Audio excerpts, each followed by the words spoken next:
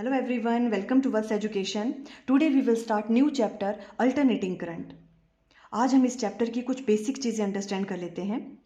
देखो, alternating current वो current होता है जो अपना मैग्नीट्यूड कॉन्टिन्यूसली चेंज करता है विथ टाइम, और जो उसकी डायरेक्शन है वो रिवर्स होती है पीरियोडिकली. एक फिक्स टाइम के बाद वो अपनी डायरेक्शन क्या कर देता है, रिवर्स कर देता है. उसे हम कहते हैं अल्टरनेटिंग करंट. देखो, अगर हम इस डायरेक्शन में यहाँ पे करंट ले रहे हैं और यहाँ पे क्या ले रहे हैं, टाइम ले रहे हैं, तो देखो इस तरह से हम रिप्रेजेंट करते हैं अल्टरनेटिंग करंट को. इस तरह से ये इसकी फुल साइकिल होगी, यहाँ से कंप्लीट हो रही है और यहाँ तक, ये एक फुल साइकिल है इसकी. तो इसमें क्या हो रहा है, देखो जो भी आपके पास करंट की वैल्यू है वो क्या कर रही है, एवरी पॉइंट पे क्या हो रहा है, उसका मैग्नीट्यूड चेंज हो रहा है, और जो उसकी डायरेक्शन है वो एक फिक्स टाइम के बाद जैसे वो अपनी हाफ साइकिल कंप्लीट करता है वैसे करंट की डायरेक्शन क्या हो जाती है, रिवर्स हो जाती है. ये पॉजिटिव डायरेक्शन है और ये करंट की क्या हो जाती है, नेगेटिव डायरेक्शन है. क्लियर हो रहा है आपको? तो देखो इसलिए हमने इसको ऐसे डिफाइन किया, an alternating current is that current whose magnitude changes continuously with time and direction reverse periodically. उसे हम कहते हैं अल्टरनेटिंग करंट. अब देखो इसका मैग्नीट्यूड, देखो इस वाले पॉइंट पे करंट का मैग्नीट्यूड क्या होगा, ये वाला है, इतने टाइम पे ये वाला हो जाएगा, चेंज हो रहा है मैग्नीट्यूड, है ना. और ये I naught maximum value of alternating current है, जिसे हम आई नॉट से डिनोट करते हैं. और उसके बाद दोबारा से फिर करंट की वैल्यू क्या हो रही है, डिक्रीज हो रही है और जीरो पहुंच जाएगी यहाँ पे. और उसके बाद फिर नेगेटिव डायरेक्शन में करंट की डायरेक्शन क्या हो रही है, यहाँ के बाद रिवर्स हो रही है. फिर दोबारा से उसकी पीक वैल्यू आएगी. देखो ये वाली वैल्यू आई नॉट की और यहाँ पर आई नॉट की वैल्यू ये सेम रहती है, सिर्फ क्या है, डायरेक्शन का फर्क है, यहाँ पे क्या पॉजिटिव है और यहाँ पे नेगेटिव होता है. और एक फिक्स टाइम के बाद जैसे वो हाफ साइकिल कंप्लीट करता है तो अपनी डायरेक्शन को क्या कर देता है, वो रिवर्स कर देता है. ठीक है, तो ये हमें कैसे कह सकते हैं, an alternating current is that current whose magnitude changes continuously. हर पॉइंट पे उसका मैग्नीट्यूड क्या हो रहा है, चेंज हो रहा है with time and direction reverse periodically. Clear हो गया आपको ये? ओके. अब देखो इसको हम कैसे राइट डाउन करते हैं, I equal to I naught sine omega t. हमने अपने लास्ट वाले चैप्टर में एसी जनरेटर के बारे में अंडरस्टैंड किया था. देखो बहुत सारी बुक्स में एसी जनरेटर इस वाले चैप्टर में है ना, पर हमने वो लास्ट वाले चैप्टर में ही अच्छे से अंडरस्टैंड कर लिया है, बिकॉज वो कॉन्सेप्ट जो है किस पे बेस्ड था, उसका प्रिंसिपल इलेक्ट्रोमैग्नेटिक इंडक्शन पे, इसलिए हमने वो लास्ट वाले चैप्टर में ही कंप्लीट कर लिया था. तो हमने वहाँ पे क्या किया था, देखो ये वाली चीज़ ड्राइव की थी, I equal to I naught sine omega t. और अगर हम EMF की बात करें तो E equal to E naught sine omega t. अभी हमने कहा कि आई नॉट कौन सी वैल्यू होती है, आई नॉट कौन सी है, मैक्सिमम वैल्यू ऑफ, या आप बोल सकते हो peak value of alternating current, peak और maximum value of alternating current, and is called current amplitude भी इसको हम कह सकते हैं आई नॉट को. क्लियर है आपको बात? ओके. और ये जो आई है इसे हम कहते हैं instantaneous value of alternating current at any instant T. किसी टाइम टी पे जो है AC की वैल्यू क्या होगी, उसे हम कहते हैं इंस्टेंटेनियस करंट, और उसे हम रिप्रेजेंट करते हैं आई से. आई कौन सी वैल्यू है यहाँ पे, instantaneous value of alternating current. आपको हमेशा याद रखना है ये वाली चीज.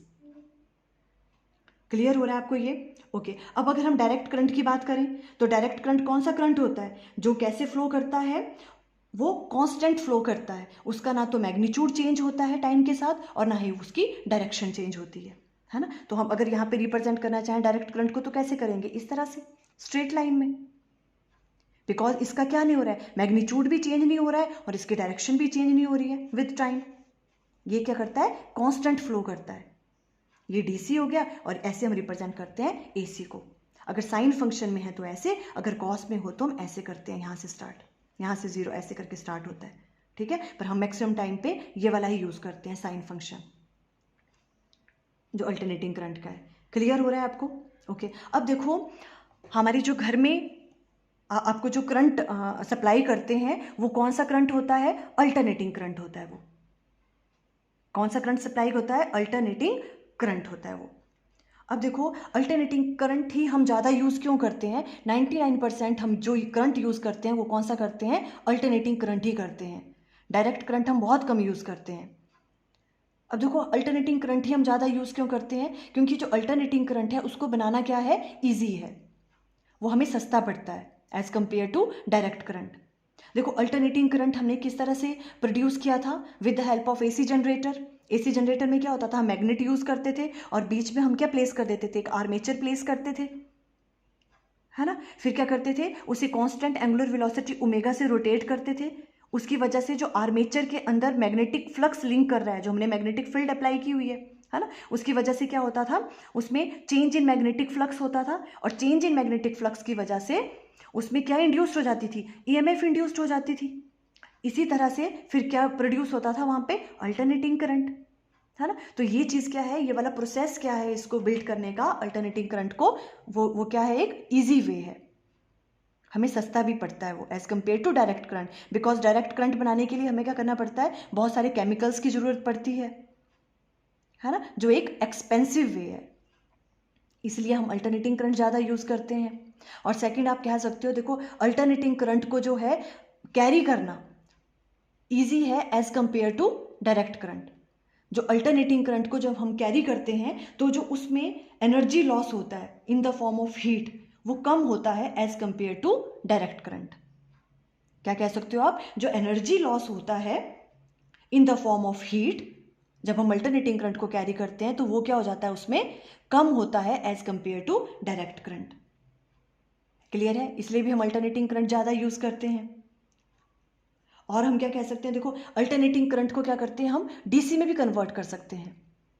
अल्टरनेटिंग करंट को हम किस में कन्वर्ट कर सकते हैं, डायरेक्ट करंट में भी, with the help of rectifier. Rectifier होते हैं जिसकी वजह से हम क्या कर सकते हैं, अल्टरनेटिंग करंट को डायरेक्ट करंट में क्या कर सकते हैं, चेंज कर सकते हैं। अगर आपको एग्जाम में आता है तो आप ये कुछ पॉइंट्स ऐसे राइट डाउन कर सकते हो। अब देखो इसी में ही है टाइम पीरियड। टाइम पीरियड क्या होता है ना, देखो ये पूरी साइकिल, एक पूरी साइकिल को कंप्लीट करने में एक अल्टरनेटिंग करंट को कितना टाइम लग रहा है, उसे हम कहते हैं टाइम पीरियड। यहाँ से स्टार्ट हुआ, यहाँ तक ये साइकिल कंप्लीट होती है। तो हम कैसे डिफाइन करेंगे, the time taken by an alternating current to complete one cycle of its variation is called its time period and it is denoted by capital T. Capital T से क्या करते हैं, हम इसे डिनोट करते हैं। ठीक है, अब हमें पता है ओमेगा इक्वल टू किसके बराबर होता है, यहाँ हम ओमेगा को कहते हैं एंगुलर फ्रीक्वेंसी। ठीक है, हमने इसको डिफाइन किया था एंगुलर वेलोसिटी। तो इसके बीच में रिलेशन क्या था, एंगुलर ओमेगा और टाइम पीरियड के बीच में ओमेगा इक्वल टू किसके बराबर है, 2 पाई डिवाइडेड बाय टी के बराबर होता है। और यहाँ से अगर आपको टाइम पीरियड की वैल्यू फाइंड आउट करनी है तो हम कैसे राइट डाउन कर सकते हैं, capital T equal to 2 pi divided by omega. ये आपको रिलेशन हमेशा याद रखना है। क्लियर है, बिकॉज हमें भी आगे जो भी कैलकुलेशंस करेंगे वहाँ पे ये यूज़ होगा। अब अगर हम फ्रीक्वेंसी की बात करें तो फ्रीक्वेंसी क्या होती है, देखो the number of cycle completed in 1 second. आप कितनी नंबर ऑफ साइकिल्स जो हैं वो कंप्लीट कर रहे हैं। ठीक है, एक एसी कितनी नंबर ऑफ साइकिल्स कंप्लीट कर रहा है 1 सेकेंड में, उसे हम कहते हैं frequency. The number of cycles completed per second by an alternating current is called its frequency. मतलब ये वाली पूरी साइकिल यहाँ से यहाँ तक 1 सेकेंड में ऐसी कितनी साइकिल्स वो कंप्लीट कर रहा है, उसे हम फ्रीक्वेंसी कहते हैं। इसे हम एफ से डिनोट करते हैं। एफ इक्वल टू किसके बराबर आ जाता है, 1 बाई, हमने पहले भी पढ़ा है 1 by T, 1 by time period हम इसे राइट डाउन कर सकते हैं, है ना। तो फ्रीक्वेंसी को हम कैसे राइट डाउन कर सकते हैं, टाइम पीरियड किसके बराबर होता है, 2 पाई डिवाइडेड बाय ओमेगा। इसका आप रिवर्स कर दो तो ओमेगा डिवाइडेड बाय 2 पाई, आप ऐसे भी राइट डाउन कर सकते हैं इसको। क्लियर हो रहा है आपको ये, है ना। अब देखो, अब जो हमारे घर में आपके पास जो अल्टरनेटिंग करंट सप्लाई होता है उसकी जो फ्रीक्वेंसी होती है वो किसके बराबर होती है, 50 hertz. The alternating current supply to our house has a frequency of 50 hertz. 50 hertz उसकी फ्रीक्वेंसी होती है। इसका मतलब क्या है, 50 हर्ट्ज है, इसका मतलब क्या है, देखो फ्रीक्वेंसी क्या होती है, 1 सेकेंड में वो कितनी साइकिल्स कंप्लीट कर रहा है। अगर 50 हर्ट्ज है तो इसका मतलब 1 सेकेंड में वो कितनी साइकिल्स कंप्लीट कर रहा है, 50। 1 सेकेंड में वो कितनी साइकिल्स कंप्लीट करता है, 50 साइकिल्स कंप्लीट करता है। मतलब कितना फास्ट होता है वो, 50 साइकिल्स कंप्लीट करना। मतलब देखो एक बार ये ऐसे पॉजिटिव हो रहा है और एक बार नेगेटिव हो रहा है जब वो 1 साइकिल कंप्लीट कर रहा है ना। तो जब देखो ऐसी ही 50 हर्ट्ज है उसकी फ्रीक्वेंसी, तो मतलब ऐसी वो साइकिल्स कितनी, 1 सेकेंड में कितनी साइकिल्स कंप्लीट कर रहा है वो, 50। तो ये प्रोसेस क्या हो रहा है, बहुत ज़्यादा फास्ट हो रहा है ना। तो इस चीज़ से भी हमें एक चीज़ पता चल रही है, देखो कि जो हमारे नॉर्मल मूविंग कॉइल गैल्वेनोमीटर जो हमने कहा था, एमीटर, मूविंग कॉइल गैल्वेनोमीटर से ही तो हमने एमीटर और वोल्टमीटर बनाए थे, है ना। याद है आपको वाला टॉपिक, है ना। तो हम क्या अल्टरनेटिंग करंट को वैसे नॉर्मल एमीटर से हम मेजर कर सकते हैं उसकी वैल्यू? देखो नहीं कर सकते। क्यों? क्योंकि एक साइकिल को कंप्लीट होने में, देखो जो एक साइकिल जब ये कंप्लीट हो रही है ना, तो इसमें क्या हो रहा है, इसकी तो डायरेक्शन चेंज हो रही है। एक कंप्लीट करने पहले वो पॉजिटिव था, फिर वो नेगेटिव था, है ना। अब एमीटर क्या करेगा, एक बार इस डायरेक्शन में आएगा 0, फिर दोबारा से इस डायरेक्शन में आएगा। ये तो वन साइकिल को कंप्लीट करने में करना पड़ रहा है। और जो हमारे घरों में यूज होती हैं उसकी तो फ्रीक्वेंसी कितनी कही हमने, 50 हर्ट्ज। मतलब एक सेकंड में ऐसी कितनी साइकिल्स हैं, 50 साइकिल्स। मीन्स तो बहुत फास्ट है ये। इसको बार बार ऐसे ऐसे जब तक वो यहाँ आएगा तब तक उसका यहाँ आने का टाइम पूरा हो जाएगा।